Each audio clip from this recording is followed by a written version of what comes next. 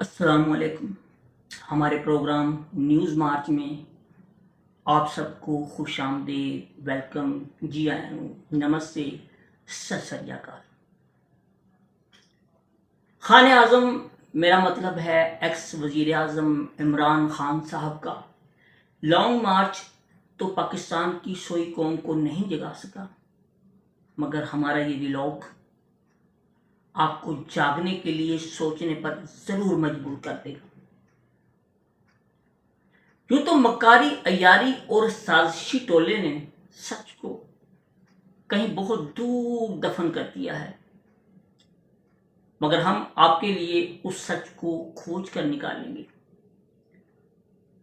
और आपको बताएंगे कि हुकूमती ऐवानों में, हमाम में सख्त दंगे हैं। बेकिरदार, बेईमान, बदमजहब,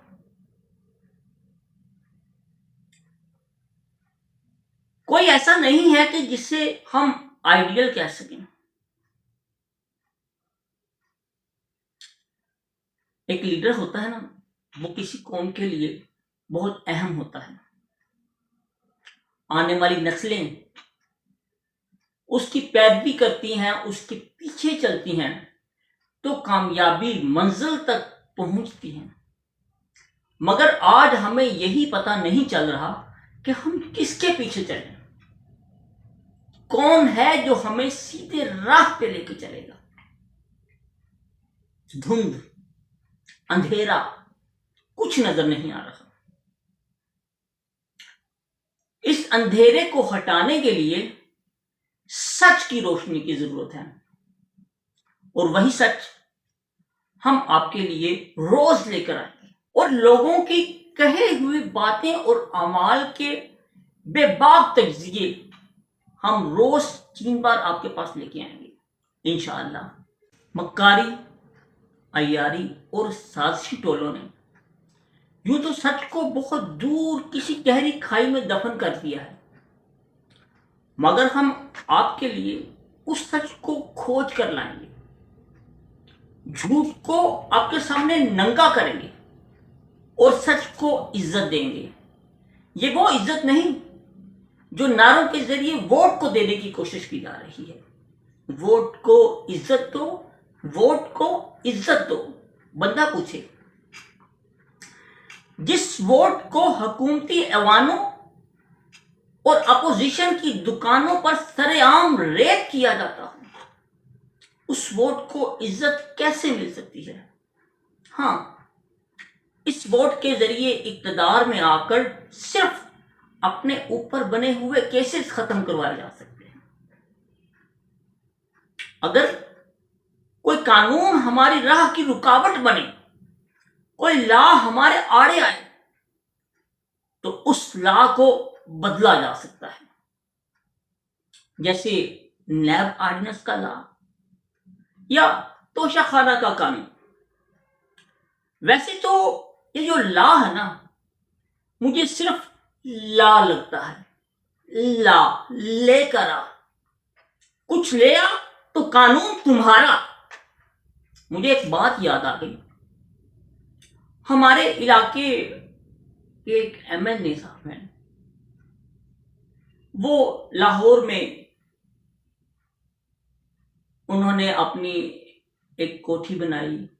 छुट्टियां वगैरह गुजारने के लिए वो लाहौर में आया करते थे, या कभी जब पंजाब असेंबली जाना होता या किसी काम के लिए, तो उन्होंने अपने लिए यहाँ एक रिहाइश का इंतजाम किया हुआ था। उनके हमसाये में बड़े बड़े लोग रहते थे। अच्छी कॉलोनी, अच्छी सोसाइटी थी जिसमें उनका घर था। वो रोज वॉक करने के लिए बाहर निकलते तो एक बुजुर्ग बाहर मिलते, बड़े डिसेंट सूट पहना हुआ, और सुबह सुबह वो भी वॉक के लिए निकलते। हमारे जो पंजाबी लोग हैं ना, हम देहाती लोग, बड़े गप्पे मारने के आदमी हैं। हमारी कोशिश ये होती है कि हर वक्त हम किसी से गुफ्तगू करते रहें। दुकान पर जाएं तो वहां भी बहाना ढूंढते हैं कि किसी तरह यहाँ कोई बात का सिलसिला निकल पड़े। पार्क में, बस में, या किसी भी जगह सफर करते हुए हम अपनी साथ वाली सवारी से बात शुरू कर ही देते हैं। तो वो हमारे एमएनए साहब भी गांव के थे, तो वो चाहते थे कि हमसायों के साथ उनकी ज़रा बात हो और उनसे कोई दोस्ती हो जाए। मगर वो बुजुर्ग, वो सीनियर सिटीजन बड़े नखरीले थे। वो पगड़ी पहने हुए और धोती पहने हुए उस आदमी को लाइक नहीं करते थे। वो स्टेटस कॉन्शियस कुछ लोग होते हैं। अच्छा, काफी दिन इसी तरह सिलसिला चलता रहा। फिर अचानक वो बुजुर्ग गायब हो गए, बाहर नजर नहीं आते थे। हमारे एमएनए साहब 4 दिन 5 दिन तक तो देखते रहे कि उनकी कोई खैर खबर मिले। जब कुछ अता पता नहीं चला, ना ही वो नजर आए कहीं रास्ते में आते हुए, तो उन्होंने आखिरकार दिल के हाथों मजबूर होकर बाहर निकले।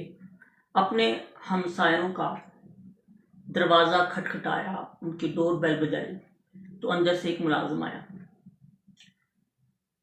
आपने पूछा कि वो यहाँ जो बुजुर्ग होते हैं वो आजकल नजर नहीं आ रहे।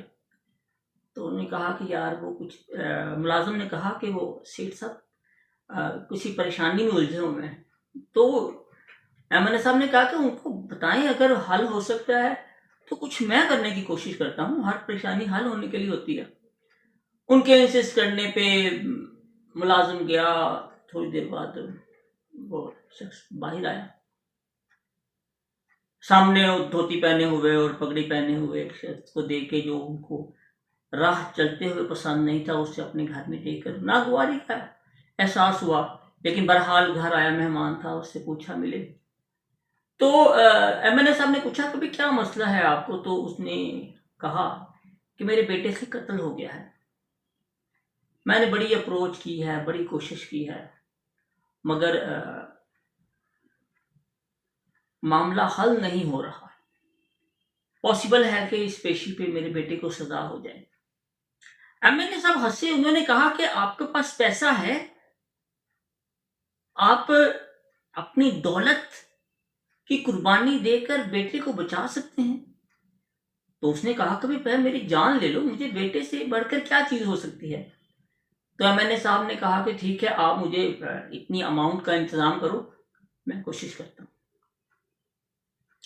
किस्सा मुख्तसर के आज वो लड़का जो कातिल था, जिसका कत्ल प्रूफ हो चुका था, वो मुल्क से बाहर। एमएनए साहब ने क्या जादू चलाया, आप भी समझ गए होंगे। मुबैना तौर पर मैं क्या कह सकता हूं, कानून पैसे ने बदल दिया। तो इसी कानून से खिलवाड़ करने के लिए ये हमसे वोट मांगते हैं। उसी ताकत को हासिल करने के लिए जिस ताकत से हमें वो अपने पांव के नीचे मसलते हैं, वो ताकत उन्हें हमारे वोट से आती है। मगर ये वोट किसको देना है, इस चीज की खबर रखने के लिए, इस चीज का एहसास करने के लिए सच की जरूरत है। और वो सच हम आप तक लेके आएंगे। हर सच को हम आप तक बर वक्त पहुंचा सकें, उसके लिए आप हमसे दोस्ती का हाथ बढ़ाएं और हमारे इस डिजिटल चैनल न्यूज मार्च को सब्सक्राइब करें। हाँ, घंटी का बटन जरूर दबा दीजिएगा ताकि हमारी हर वीडियो बर वक्त आप तक पहुंच सके। पाकिस्तान दिन दुगनी और रात चौगुनी तरक्की कर रहा है। आप समझ रहे होंगे कि शायद मैं मजाक कर रहा हूं, मगर ये बात सच है। पाकिस्तान ने वाकई तरक्की की है। इस घर में 4 फर्द रहते थे, मगर अब इस घर के 5 फर्द हो गए। मेरा मतलब साढ़े घर के 5 जी हो गए ने। और ते जी एक बढ़ जाए तो तरक्की तो हो ही ना।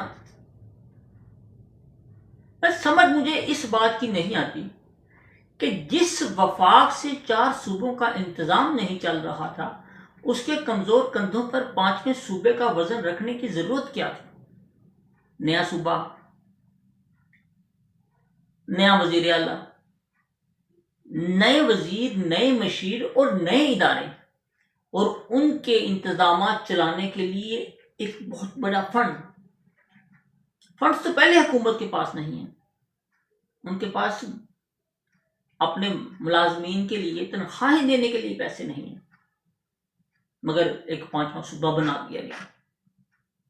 लेकिन शायद ये खान साहब के लिए फायदा होगा, क्योंकि अब अगर कोई उनसे पूछेगा कि खान साहब आपने तो नया पाकिस्तान बनाने का वादा किया था, मगर आपका पाकिस्तान भी तो पहले पाकिस्तान की तरह से है, बस नाम बदल गए हैं, चल वही सब कुछ रहा है, बस नाम बदल गए हैं। पहले करप्शन के खातों पर मियां बरादरान और जरदारी साहब का नाम विराजमान था, अब वहां पे फरागोगी, पिंकी, सायरा अनवर और अदर अदर अदर बहुत से नाम, जो भी ऐसा ऐसा मीडिया की जिन्नत बनते रहेंगे। खुद खान साहब आप पर भी तो इसी किस्म के इल्जाम हैं, आपने भी सैलाब की मदद के लिए टेलीथॉन की और अरबों रुपया इकट्ठा किया, मगर किसी भी सैलाब से मुतासर अफराद को आप एक खैमा या एक बिस्तर देते हुए कहीं नजर नहीं आए। वो सारा पैसा कहां गया? बाहर के ममालिक से आप बहुत बड़ा फंड इकट्ठा करते हैं, मगर वो फंड कहां जाता है? आप अपने पैसे के लिए कौन सी मनी ट्रेल करते हैं? कहीं ये वही मनी ट्रेल तो नहीं जिसका पता अरशद शरीफ को चला था? एक व्लॉग में अरशद शरीफ साहब ने कहा था कि मुझे एक बहुत बड़ी मनी ट्रेल का सुराग मिला है और मैं बहुत जल्द उसको मीडिया में ला रहा हूं। कहीं ये इमरान खान साहब की ही मनी ट्रेल तो नहीं? बात फिर कहां की कहां निकल गई। आज के लिए इतना ही, इजाजत दीजिए। पाकिस्तान जिंदाबाद।